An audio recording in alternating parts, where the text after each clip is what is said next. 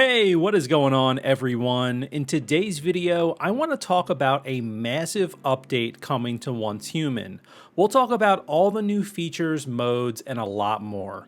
Now, I won't be going into depth on all the different bug fixes that they've made, but I've linked the patch notes in the description down below if you would like to check those out.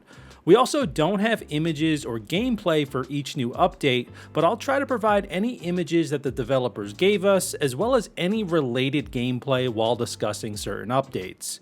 And of course, if you do enjoy the video, please drop a like to help support the channel. This update is beefy, and the video took me a while to put together, so any support is greatly appreciated. Okay, let's get into all the details. First off, when is this update releasing? So the update releases tomorrow on August 15th, and Starry Studio has provided this handy timetable for a bunch of different time zones. The maintenance is expected to last 5 hours, so the game won't be playable during that time, so just make sure that you've prepared for that. In this update, they'll be introducing a new feature they're calling Animal Ranching, allowing you to capture and raise animals at your base. Most animals you encounter in the open world can be captured and brought back to your territory to be raised, including deer, wolves, sheep, wild boars, bears, rabbits, and crocodile. In a future update, they're going to allow you to have more animals that can be captured and raised. Each animal that you capture will also have different habits and characteristics, and you will need to build special housing for each type of animal and provide them the appropriate food. Once an animal is tame enough, you will be able to collect hide or meat from them, so this seems like it may be a more effective way of getting hide and meat instead of getting it through the lethal rabbit deviation. They also mention that some animals are aggressive and they can even help you defend your base from deviants, which should be pretty interesting during purifications. And lastly, in an update coming in September, they will add the ability to breed animals, allowing you to get rare and unique versions of them. Overall, this feature seems great. I know plenty of people really enjoy the farming aspect of this game, so adding animal ranching seems like a good next step to that. Now, I'm very curious to see how the breeding works too, and I imagine the habits and characteristics of animals get passed through the breeding process, but I'm interested to see what rare and unique variants of animals we can get. And on the topic of animals, they've also revamped the entire fishing system in the game. The new fishing minigame is a battle between your stamina and the fish's energy. The tension on the fishing line is now displayed in the center of the screen, and you need to reel in the fish as much as possible while keeping the fishing line from snapping. You will catch the fish once the fish runs out of energy. They've also reduced the waiting time required when you're fishing or reeling in a fish. Now, we don't have a screenshot or gameplay for how this will look yet, but the developers will be doing a live stream tonight on August 14th, showcasing gameplay from this update, and I will be live reacting to it. So feel free to drop a follow over on my Twitch or pop into the YouTube stream if you see me live, and we can get a first look at the gameplay for this update. They have also updated the bait system for fishing, and now some of the small fish can be used as bait. So now large and ferocious fish will prefer smaller fish instead of the standard bait. And in addition to the new bait options, they've also added new rare fish. Now here is a list on the screen of all the new rare fish variants that they've added. And lastly, they've updated fish tanks to hold up to 8 fish at once, but this is also dependent on the size of the fish. Now, I'm really glad that they're addressing the fishing system in the game, as I think a lot of players were confused or frustrated with how it works, and it's hard to give a final opinion on it though without actually testing it, but at least on paper, these updates seem like it's headed in a good direction. This update will also have a new event exclusive to the Evolution's Call scenario on PvP servers, and it's called Sproutlet Conquest. Basically, Sproutletite will spawn 5 minutes after the event starts, and players will need to mine it. While in the event zone, you will have PvP toggled on, of course, and you will need to try to carry as much Sproutletite as possible. If you die with Sproutletite, you will drop all of it that you have. Once the event is over, you can then exchange the Sproutletite for Sproutlets at Nisa in one of the settlements for a 1-to-1 ratio. This Sproutlet Conquest event will spawn every Tuesday, Thursday, and Saturday at 4:20 p.m. in your server's time, and it will last for 20 minutes. It will also appear at random settlements in Chalk Peak, Lone Wolf Waste, or Blackheart region. Now this seems like a pretty interesting event, but I wonder if the mining buff food items like canned seafood and oil will have any effect, or if they won't trigger for these specific Sproutletite events. I'm a PvE player, so I won't get to experience this event on the PvP servers, but if you're a PvP player, let me know what you think about this in the comments down below. They are also adding a new activity called Ancient Ones Trial in this update, and it looks like it will be available on both PvP and PvE servers. You will need to climb the highest mountain in Chalk Peak to access the activity, and once you are there, you can board the Ancient One, which looks to be a giant airplane creature, and face a trial that will quote-unquote test your determination and courage. Once you complete the activity, they said that players will get lots of rewards, so I'm curious to see what those exactly are. Since launch, there has actually been a little teaser for this on the map showing an event for this Ancient One, so I'm excited to finally try it out. Also in this update, they are adding a mod conversion feature which has been visible in-game since launch, but we haven't been able to use it yet. Once you hit level 40 in our current scenarios, you will unlock this feature, and mod conversion will allow you to convert 6 unenhanced legendary mods into a legendary mod with a main attribute of your choice. When you receive a mod from mod conversion, it has a chance to have a mod suffix such as violent, precision, deviant energy, and some others that you may have seen on some of your mods. These suffixes basically guarantee certain substats for the mod. So for example, a violent suffix on a mod will always have a crit damage substat. If 4 of the 6 mods that you use in mod conversion have the same suffix, the converted mod is guaranteed to have that suffix. So if 4 of the 6 mods I use for mod conversion have the precision suffix, for example, the mod I receive from the conversion is guaranteed to have precision, as long as it's possible for the mod to actually have that suffix. So for example, the Embers mod can't have a Frost Vortex suffix because those are just two opposite elements and it doesn't make sense for the mod. And lastly, when you're doing mod conversion, the converted mod's attribute levels will depend on the attribute levels of the 6 mods that you used for the conversion. I think this is a great addition to the game, as I think a lot of us just have a bunch of legendary mods that we just don't plan on using for our builds, so it'll be good to put those extra mods to use and try to get a mod that we want. This update will also bring a highly requested feature of controller support. Yes, controller players out there, you will finally be able to enjoy Once Human without fiddling with Steam controller profiles and all that stuff. After this update, the game will support Xbox, PlayStation, and Switch Pro controllers. Now, if you have a controller that isn't supported, the developers have asked that you submit your feedback in their Discord with your controller type and the preferred layout that you have. The game will also offer different controller layouts like default, left-handed, shooter, and action, so be sure to experiment with those to see what fits you best. They also did mention that not every feature is currently optimized for controller, but they are definitely working on it. Here are a few things that they noted that might not work well with controller right away. The in-game camera mode, any actions relating to weapon or vehicle stickers, and also playing the piano at your base. So it seems like nothing of major significance isn't supported, which is great to see, and if you're a controller player, I'm so happy for you to finally be able to get the full experience of Once Human. For this update as well, they are also enabling cross-character sharing for paid content. This has been something that a lot of players have been waiting for. So paid cosmetics and premium currencies such as Christian that you use in the shop can be shared by all characters under the same account in the same region. There are some more details related to this that they recently published in a different announcement, so I'll have that link down below if you would like to read more about it.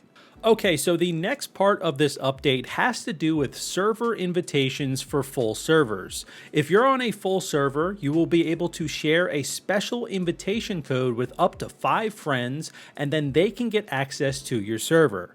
It says that you will be able to find your special invitation code in your player info screen on the menus, and I imagine this is going to be near where you can edit your avatar and all those other things.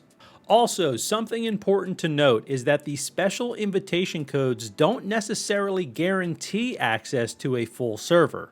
The developers have said that there is still a limit to the number of players who can join using a special invitation code, and once that limit is hit, no other players can join the server, so they recommend that you invite your friends as soon as possible.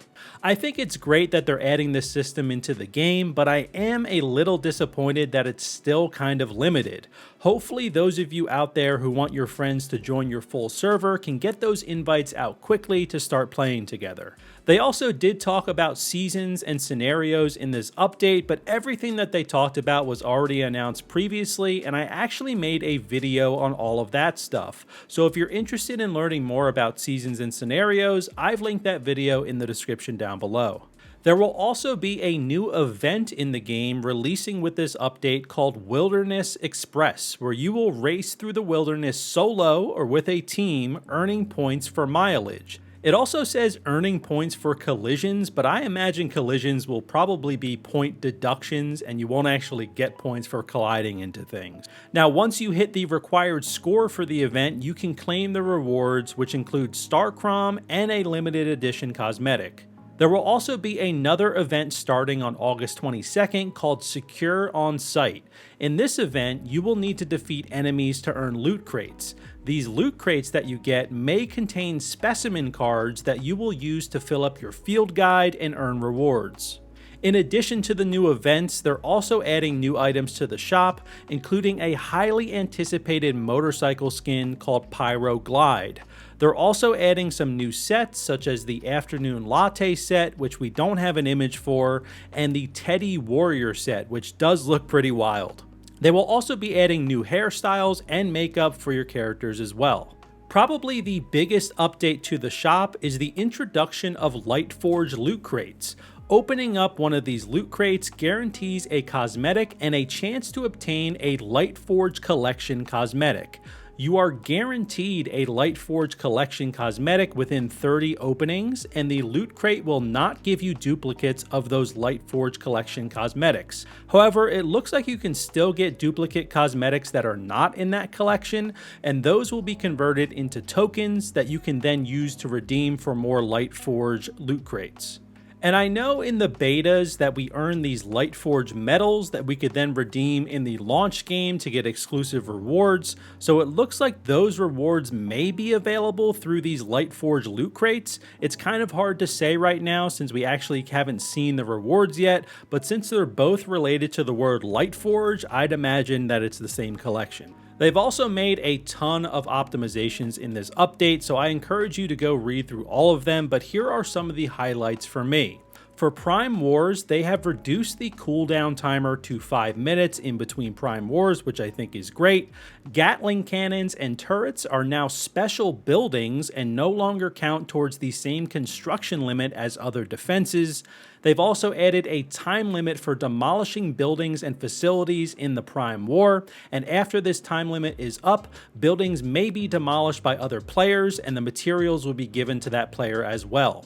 They've also added a new protection mechanic that prevents all buildings from being demolished by other players once the boss phase of the Prime War begins after the setup phase. And lastly, they've added an on-screen display of the durability of the Staroid facilities for Prime Wars. Probably my favorite update here is the timer for demolishing buildings left by previous players. That has been a huge issue and I'm glad that they've addressed it. For territory purifications and workshop defenses, they've also reduced the health of deviants and also the damage that they deal to buildings during the activity, which is great to see. Now, regarding territories and base building, they've made some great updates here as well. They've added a grid alignment mode that displays a grid map on your territory while in building mode. The grid alignment mode allows you to place foundations and facilities on the foundation or floor more neatly. The rotation angle is also fixed at 45 degrees while you're in that mode, and foundations can be raised or lowered by half a wall's height while in the grid alignment mode. You can also disable this grid alignment mode if you would like to build freely as well, and it sounds to me like this mode will have a snapping feature, but they haven't explicitly said that in these notes, but I really hope that it does. They've also made it so that when the season enters its settlement phase, your personal territory and your vehicle's mobile territory will automatically be saved as house blueprints for use in a new season, and house blueprints will also now save wallpapers and building cosmetics. So at the end of the season during the settlement phase, you don't have to worry about saving your territories as blueprints. In addition to these other territory and base building updates, you can now easily disconnect electrical wires and water pipes from the wire water pipe management screen. So I'm excited to see exactly what that looks like. And also, now when you're crafting gear, materials for semi-finished items will now be automatically added if you have the required quantities. So I think that this means if you have items smelting, for example, on your furnace, it will pull from that stack even if the entire stack isn't finished smelting. And here are some rapid fire optimizations that I just think are really cool. So they've added an auto flashlight option for dark areas, which can be turned off in the settings. They've also added an events voice channel for world events, so it will automatically switch to that when participating in a world event so that you can easily talk with other players at the event. They've also changed the interaction key for whispers to H, and you can customize this key in the settings menu. And they've also adjusted the display limit for whispers within a certain range and reduced the amount of notifications for low quality whispers. They've also updated the vending machine so that if someone buys something via the item exchange, the seller will no longer receive that item in their backpack to avoid your backpack being overburdened. There will now be a storage space in the vending machine, and the items for the seller will go there for them to collect. This also only applies to the vending machines in your territory currently, and they are working on updating it for mobile territory vending machines. And lastly, they have also increased the range of the space-time snap ability so that it can scan more things. And they've also made some updates that will be starting in Season 2, so we won't see them quite yet, but for example, in the new PvP scenario, opposing factions will face a new challenge, the Super Anomalies. These new deviants have new powers and extreme resilience, but they've also got new weaknesses. You'll need to use specific types of damage or specific cradle abilities in order to defeat them.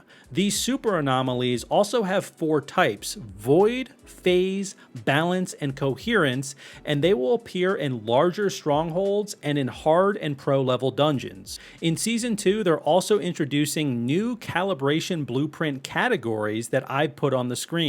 In addition to getting these from disassembling dropped weapons, you will also be able to get these from super anomalies. There are also a ton of other optimizations and bug fixes that they've made, so like I've mentioned earlier, I've linked everything in the description down below if you would like to go through it. This is a massive update, and I am happy to see the developers introducing new features as well as addressing the issues in the game. What do you think of all these updates? Leave a comment down below. I would love to hear your thoughts. Also, if you enjoyed this video, feel free to drop a like and subscribe for more Once Human content, and feel free to join our great Discord community too. We've got a ton of players in there, and they're always willing to help answer questions, so I've linked that in the description down below. Thank you so much for watching today's video. I hope you enjoyed it, and I hope you have a great rest of your day.